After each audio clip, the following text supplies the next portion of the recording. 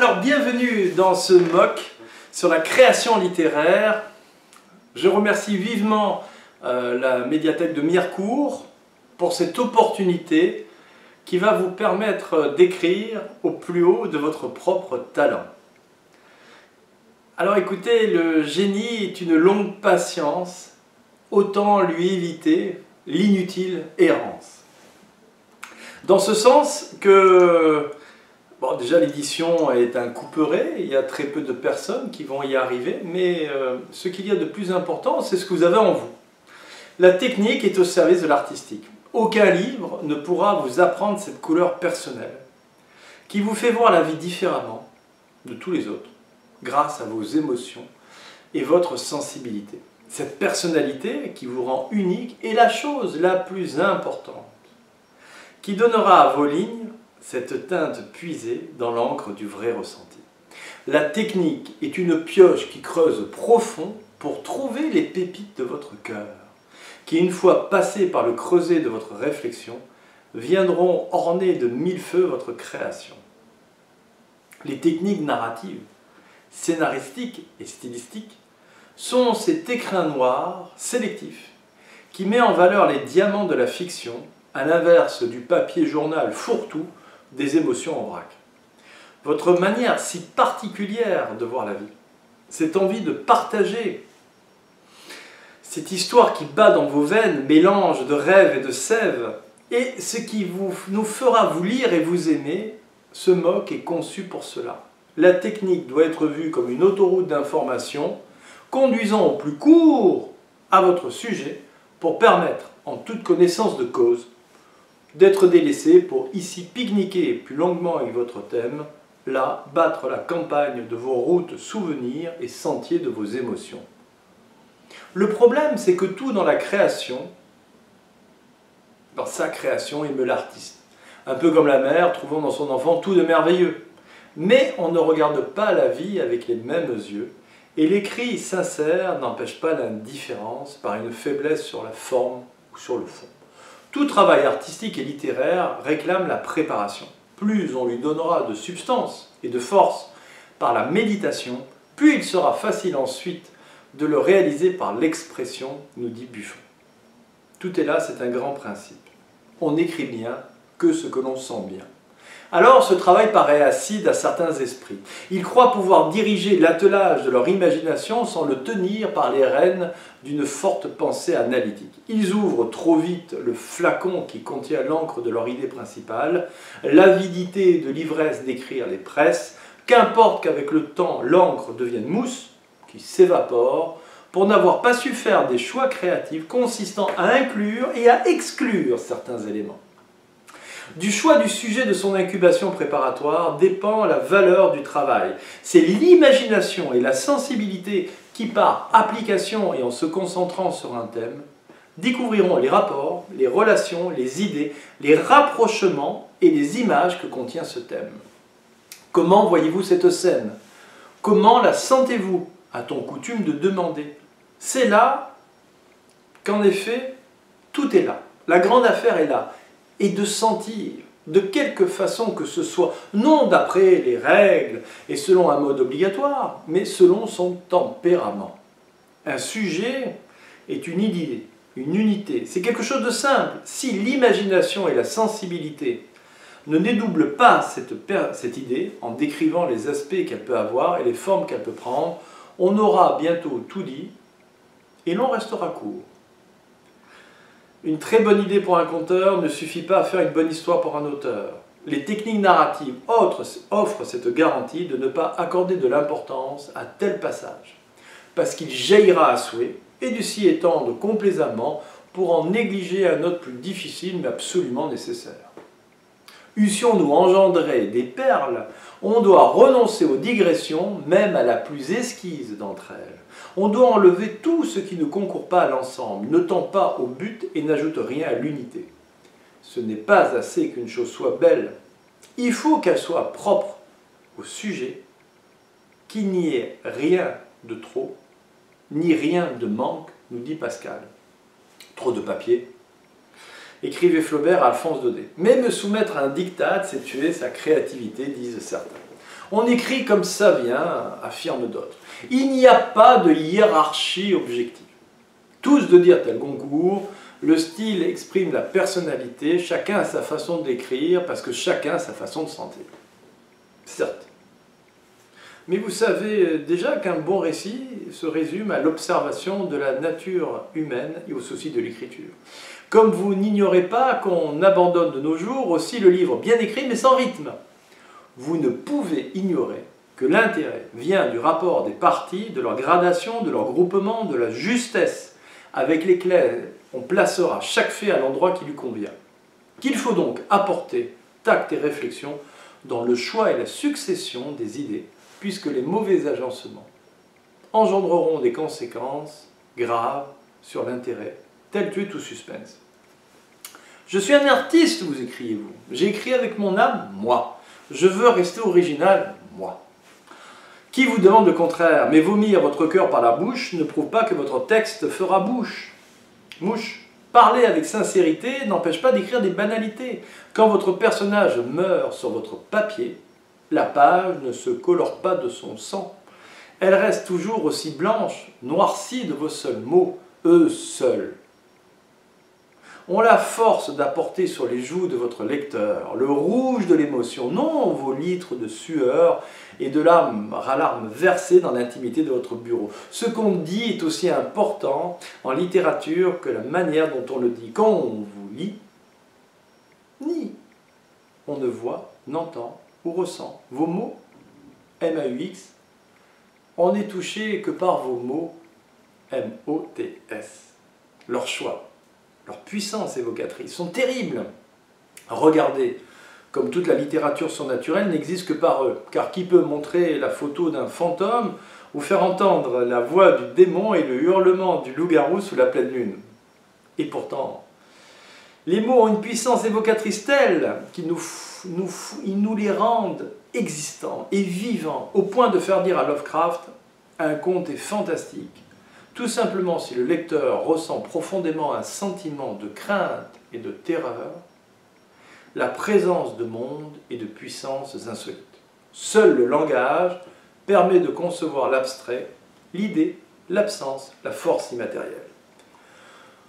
Quant à l'originalité tant invoquée, elle se situe à la convergence du fond et de la forme, le choix d'un sujet, le décor, les personnages, les idées, alliés à une façon unique de formuler l'histoire, la qualité de l'écriture, la sélection des arrangements, car l'originalité, écoutez-moi bien, se nourrit de contraintes.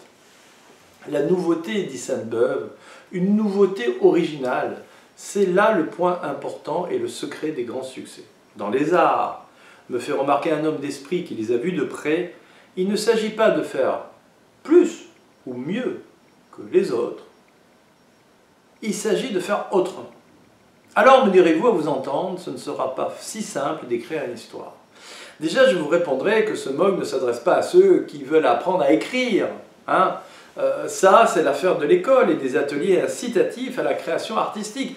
Ce MOG s'adresse à ceux qui ont déjà quelque chose à dire et qui déjà s'y essayent. Il s'adresse aux conteurs, aux auteurs et aux écrivains, à tous ceux qui ont ce don de l'écriture, c'est-à-dire cette envie de partager par l'écrit leur vision de la vie.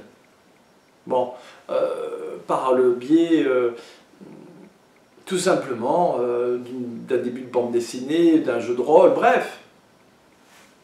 Et si vous en êtes là, c'est-à-dire à essayer d'écrire une histoire, vous avez déjà découvert votre dualité, conscient et inconscient. Vous savez donc déjà que l'art s'apprend aussi d'une manière inconsciente. Et vous savez que l'art, grâce à la rêverie, vous permet de concevoir des choses, et donc que personne ne part dans ce domaine de zéro. Maintenant, je vous dirais que la créativité est trinité. Vous êtes à la fois conteur, auteur et écrivain. Ces trois états s'interpénètrent dans une réalité textuelle, mais vous êtes surtout l'un d'entre eux. Mais lequel? Il vous faut le savoir. Car structurer son histoire autour de son point fort, c'est s'assurer toute sa créativité en renfort. Allons voir ça tout de suite. Vous aimez raconter des histoires et vous préparez vos chutes avec soin. Vous aimez retenir l'attention de votre auditoire et vous aimez passer du temps dans votre fiction. L'univers créé, l'histoire avec ces personnages, l'interaction de l'espace et du temps, vous êtes d'abord un conteur, car votre priorité est la fiction.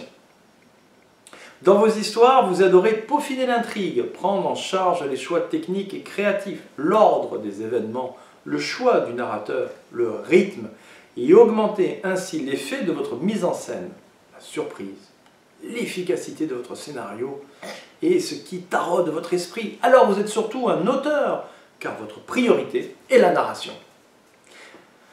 Vous aimez les mots, vous écrivez des poèmes, vous les choisissez avec soin, vous cherchez dans vos phrases la respiration de l'art et de la vie, vous pesez précautionneusement chaque terme, phrase et figure de style. Alors vous êtes par-dessus tout un écrivain, car votre priorité est la mise en texte.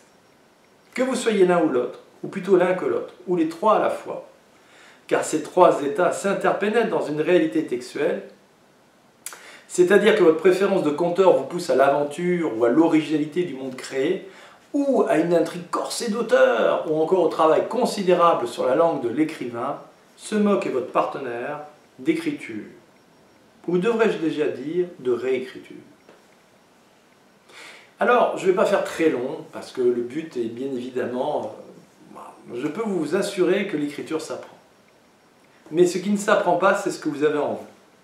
C'est-à-dire, vous avez quelque chose à raconter. C'est la couleur personnelle que vous allez rajouter à l'arc-en-ciel de la réalité.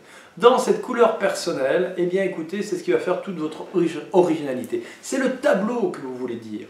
Bon, maintenant ce tableau, pour être mis en valeur, il lui faut un cadre. Et le cadre, ce sont les principes narratifs. Voyez-vous? Bon, donc voyez une histoire comme une maison à construire. Il lui faut des fondations, le devoir du conteur. C'est primordial, c'est-à-dire un thème, un concept, une idée maîtresse et un personnage ou une ville, personnage ou bâtisse ou lieu qui sont le reflet de votre point de vue. Mais sur cette fondation, rien ne dure si la charpente, le travail de l'auteur n'est pas parfaitement établi. C'est là que se crée l'intérêt, soit la surprise, la curiosité, le suspense, tout ce qui contribue à l'addiction de tourner les pages. Si votre fondation soutient une structure des plus construites, votre histoire tiendra debout presque seule. C'est-à-dire sans le besoin de la décorer par le style, le labeur de l'écrivain, mais en n'employant que les mots simples d'un scénario. Le beau style vrai, n'employant les images, l'antithèse, qui se doit d'être concis, en relief et harmonieux, lui, prend son temps et reste, bien sûr, indispensable. Si vous souhaitez que votre œuvre traverse le temps, autre que celui d'une simple lecture, ou bien si vous désirez creuser la différence entre vous et vos concurrents possédant une même maîtrise scénaristique. Mais l'expérience m'a montré, écoutez, que si vous êtes écrivain, de toute manière, c'est les mots qui auront plus d'importance, voyez. Et si vous êtes auteur, écoutez, ça sera plus le mouvement, l'action, les surprises qui vous intéresseront. Mais ce MOOC va vous permettre d'atteindre un équilibre. Quand vous allez monter le niveau de votre histoire, si vous êtes un écrivain, vous allez pouvoir le faire parce que les mots sont votre renfort, voyez-vous. Vous allez pouvoir mettre de la puissance. Si, à l'inverse, vous êtes un auteur et tous sont à égalité, l'écrivain, l'auteur, ça dépend des moments, si vous voulez, eh bien, l'auteur va trouver des subterfuges, va trouver un retournement situationnel pour justement remonter le niveau, voyez-vous. Mais le talent du conteur est nécessaire pour intéresser, hein, d'accord. Le thème, le personnage, le scénario de l'auteur est primordial pour l'addiction, le style de l'écrivain est essentiel pour vous revenir, car on revient toujours à la beauté. Pour raconter une histoire, il y a l'art et la manière. L'art appartient à chacun, la manière s'apprend. Robert McKee. Alors, que vous dire, si ce n'est que redire ce qu'a dit Flaubert à Collet en 1853. Ce qui m'embête, ce sont les malices de plan, les combinaisons d'effets, tous les calculs du dessous et qui sont de l'art pourtant, car l'effet du style en dépend exclusivement. Voilà. Alors vous me dites, moi je ne fais pas de la littérature. Mais non, la littérature c'est simple. Écoutez cette définition de Stevenson. Diverses sont les formes de la littérature. Blanche, noire, imaginaire. Mais sa première affaire, et la plus naturelle, reste de raconter des histoires. Un homme entreprend de narrer à un étranger ce qu'il a vu, ou souffert, jusqu'où son mouton s'est égaré, ou de quelle manière il a tué un daim, et déjà il commence, sans même s'en rendre compte, à pratiquer l'art de la littérature. Apprendre à mieux écrire ne signifie pas, nous dit Albalade, qu'on veuille enseigner à écrire aussi bien que tel ou tel grand écrivain. Non, cela signifie qu'on peut enseigner à quelqu'un à écrire selon le maximum de talent qu'il peut donner, c'est l'aider à dégager laborieusement et efficacement sa propre originalité. Alors, je suis très heureux que la médiathèque de Mirecourt nous ait ouvert ses portes dans cette formation en création littéraire RCL. Vous allez pouvoir atteindre l'édition, oui, car il y a des prix, voyez, littéraires. Donc, tout ce que je vous dis, vous allez le trouver dans ce livre, mais en PDF derrière ces vidéos. Mais surtout, nous organisons des prix littéraires. Le prix Méditerranée du récit fantasy, le prix des tendons du style de l'imaginaire littéraire. Là-dedans, nous avons des moins de 20 ans qui sont édités. Alors bien sûr, leur texte n'était pas parfait, je vous rassure. Prenez comme acquis que l'écriture se réécrit. Hein, voilà. Et qu'on atteint le génie qu'au prix d'une longue patience. On biffe, on rature, après il faut être content de soi. Moi je vais vous apprendre, ce MOOC va vous apprendre, si vous voulez, non pas une simple politique de changement, mais d'amélioration. Nous allons améliorer vos écrits, nous allons vous aider à vous améliorer vous, mais vous allez garder votre propre personnalité. Alors écoutez bien pour conclure, et en espérant vous voir bien nombreux à suivre ce MOOC, Flaubert, qui dit dans ses correspondances: j'ai soif de longues études et d'âpres travaux. La vie interne, que j'ai toujours rêvé, commence enfin à surgir. Dans tout cela, la poésie y perdra peut-être. Je veux dire l'inspiration, la passion, le mouvement instinctif. J'ai peur de me dessécher à force de science. Et pourtant, d'un autre côté, je suis si ignorant que j'en rougis vis-à-vis de moi-même. Pensez à la règle principale que donne Racine dans Bérénice. La principale règle est de plaire et de toucher. Toutes les autres ne sont faites que pour parvenir à cette première. Mais aussi, le génie est fait d'1% d'inspiration et de 99% de transpiration. Voyez-vous ? Une création se fait en plusieurs étapes. Et parfois, on a la volonté de les opposer. Ici, dans ce MOOC, vous allez voir qu'elle forme un tout qui va vous permettre de vous améliorer pleinement. Je dirais que la création, dans les étapes, vous avez la première qui est le C, dans créer, le C, de cogiter. Rêvez votre histoire. Projetez-la dans votre imaginaire, sur l'écran de vos pensées. Mettez-la dans tous les sens. Prenez le temps nécessaire. 1 mois, 2 mois, plusieurs semaines, plusieurs jours. Pensez-y 24 heures sur 24, pendant que vous faites du vélo, pendant que vous allez au cours, en sortant. Bref, mettez-la dans tous les sens. Et au fur et à mesure que les idées vont vous venir, classez-les. Rendez ça selon une certaine logique, une certaine nécessité que les choses puissent arriver. Et quand vous avez pensé ceci, toutes les questions vous sont ouvertes. Et si c'était un magicien, et si ça se passait à tel endroit, et si la femme le trompait, et si c'était l'homme, et si. Bref, vous avez fait tout cela. Et quand vous avez terminé, vous avez déjà un plan, vous connaissez votre personnage. Votre rêverie, votre imaginaire vous a amené au plus loin de ce que vous pouviez penser et faire. Après, vous allez résumer, le C, hein, créer, c'est résumer, en chapitres, tout ce qui va arriver, les moments principaux, pour que vous ayez une vision globale de votre plan. Après, vous allez passer à l'étape d'étudier, c'est-à-dire faire des recherches pour nourrir votre idée principale, votre originalité, parce que la recherche est primordiale pour donner plein de choses. Alors là, la véracité, le détail qui fait mouche, le niveau de langage nécessaire pour se projeter dans l'univers que vous avez créé. Bref, et puis va nourrir énormément votre vision parce que souvent la réalité dépasse la fiction. Donc vous avez pensé, hein, donc vous avez imaginé. Bon là, il ne faut pas raconter une histoire dormir debout, il faut qu'elle soit cohérente, qu'elle tienne debout. Vous avez là-dessus résumé, vous avez votre plan, vous avez fait vos études, vous avez étudié, vous savez de quoi vous parlez, vous maîtrisez votre sujet, eh bien vous allez l'écrire. Vous allez l'écrire d'un seul jet, d'une seule haleine. Et après, quand vous avez ce tout, vous allez pouvoir pleinement réécrire, et ça prend beaucoup de temps.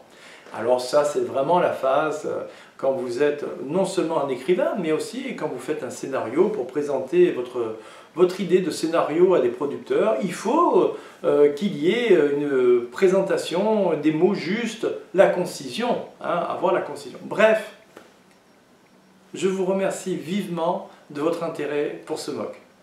Vraiment, vous pouvez être édité. Alors, n'hésitez pas, foncez au plus haut de votre propre talent. Je compte sur vous, la médiathèque de Mirecourt vous attend.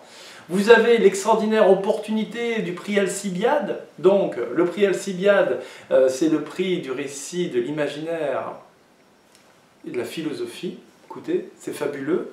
Chaque thème, dans une bonne histoire, doit être réfléchi. Donc la philosophie et la littérature se tiennent vraiment la main pour faire un très bon récit. Merci à vous.